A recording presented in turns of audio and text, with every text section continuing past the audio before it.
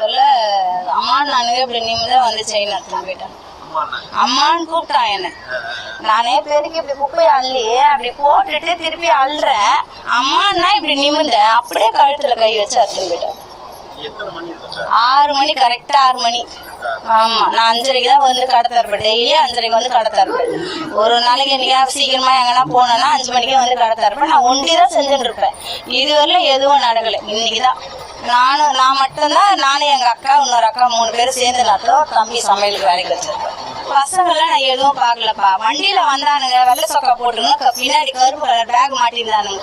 நான் இப்படிதான் இருக்கு, இப்படிதான் அள்ளி போடுறேன்னா இப்படி முடிஞ்சுட்டேன். அம்மா நான் இப்படிதான் திரும்பினேன். நான் இப்படி திரும்பல, இப்படி திரும்பினா அந்த வெள்ளை சொக்கா தான் தெரிஞ்சது. அப்படியே அறுத்துன்னு போயினாங்க. கத்துறேன், ஐயோ சைனா அறுத்துன்னு போறானுங்க, சைனா அறுத்துன்னு போறானுங்கன்னு.